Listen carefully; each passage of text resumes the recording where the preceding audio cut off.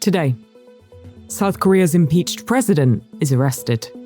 Trump's advisors concede that a Ukraine peace deal could be months away. While aid for Los Angeles wildfire recovery becomes a political fight in the House. Plus, self-proclaimed TikTok refugees are fleeing to another Chinese app as a US ban approaches. It's Wednesday, January 15th. This is Reuters World News, bringing you everything you need to know from the front lines in 10 minutes every weekday. I'm Tara Oakes in London. And I'm Christopher Waljesper in Chicago.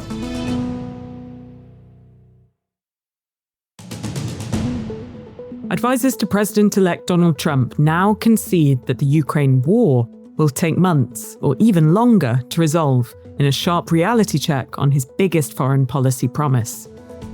Two Trump associates who've discussed the war in Ukraine with the president-elect described the day one promises as a combination of campaign bluster and a lack of appreciation of how long it will take to tackle the intractable conflict with the new administration. Over the past several weeks, our intensive efforts have brought us to the brink of full and final agreement. US Secretary of State Antony Blinken on a possible Gaza ceasefire and hostage release deal. Close, but not over the finish line yet. US and Egyptian negotiators say their focus is on the coming hours and hammering out the final details after marathon talks in Qatar. In South Africa, authorities have pulled at least 60 bodies from the shaft of a shuttered gold mine. More than 100 survivors have been forced out and arrested, and an unknown number of men are still feared trapped more than a mile underground following a crackdown on illegal mining. President Joe Biden will relax sanctions targeting longtime foe Cuba days before Donald Trump takes office.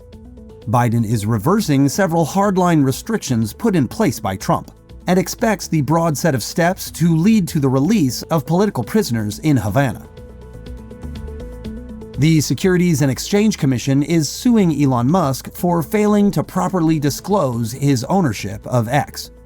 Musk has suggested the disclosure delay was a mistake. And Kate, Britain's Princess of Wales, says she is relieved to be in remission following her cancer treatment. Her comments coming after a visit to a London hospital where she underwent months of medical care.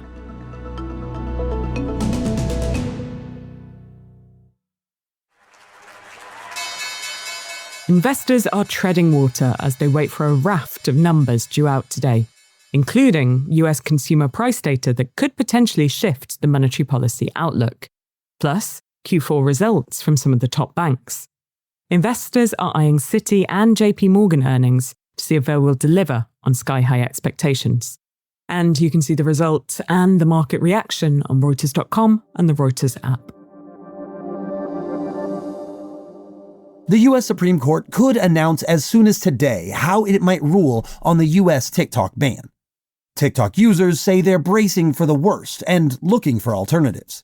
In fact, thousands of them have joined another Chinese app called Rednote. Okay, because I'm one of the TikTok refugees and I'm used to users like Crystal from Massachusetts, who recently posted this on Rednote. If we do anything wrong, just let us know. Because we're used to making videos where we dance and do stupid stuff. Our tech reporter, Crystal Hu in New York, has been looking into Rednote and other apps that have seen a boost from the impending TikTok ban. Rednote has a pretty vibrant community, and in the past 2 days, I think to much surprise to Rednote, the company itself, what we heard is over 700,000 new users joined the platform, and a lot of them call them the TikTok refugees. And it was a very interesting phenomenon to see American users joining into another Chinese app to avoid a ban on the Chinese app TikTok. And now we're seeing media reports that a possible option for keeping TikTok alive in the US would be a purchase, potentially by Elon Musk. What do we know about that prospect?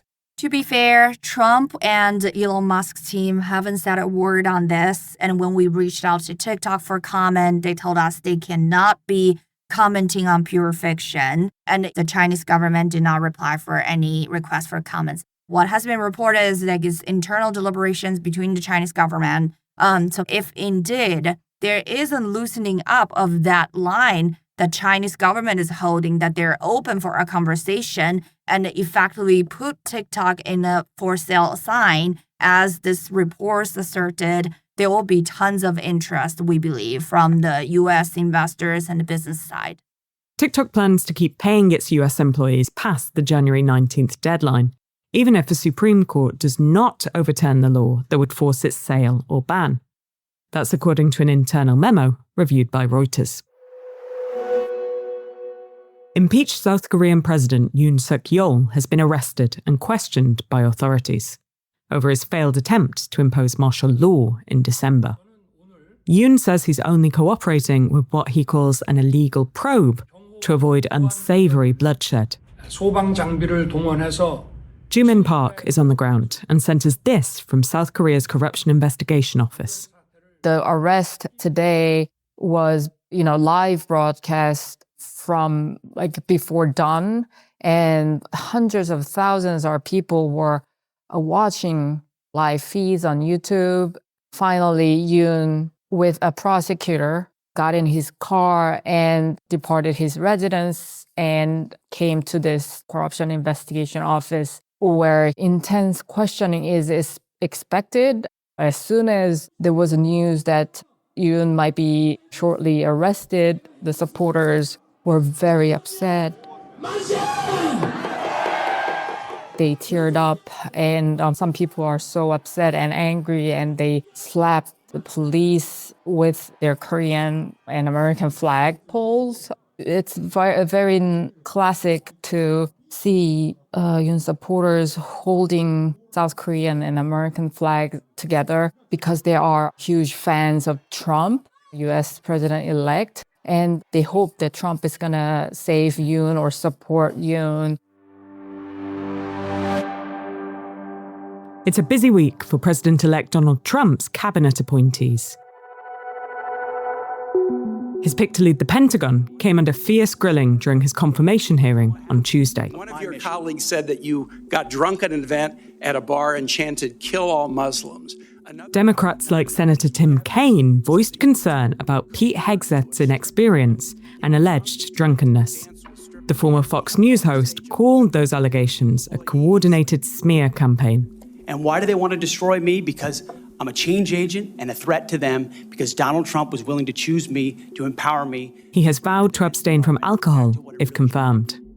Hegseth largely weathered the 4-hour hearing without making any major gaffe that would have alienated Republicans, and even won critical backing from Republican Senator Joni Ernst, who holds sway in her party.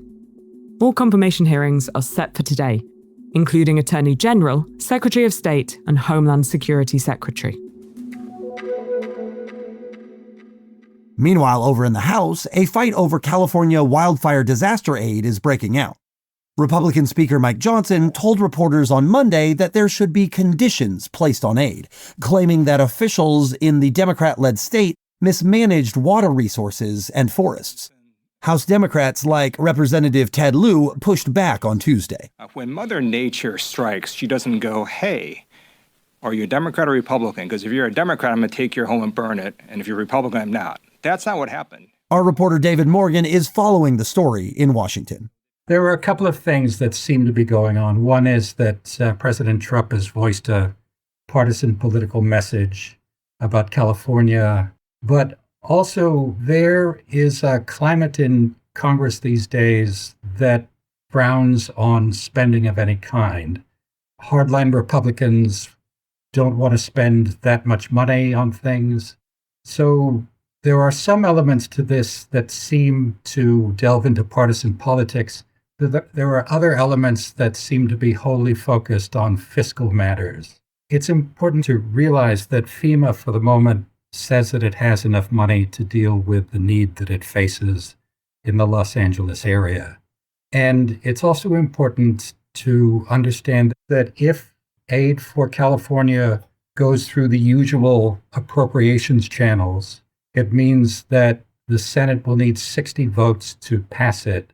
That means that Republicans will need help from Democrats, and therefore Democrats will be involved in negotiating what the final package looks like.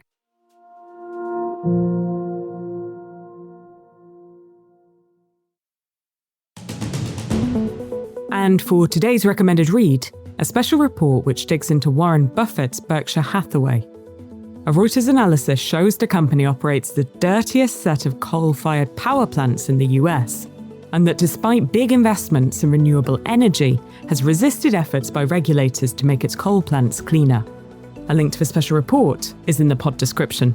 For more on any of the stories from today's show, check out Reuters.com or the Reuters app. Don't forget to follow us on your favorite podcast player. We'll be back tomorrow with our daily headline show.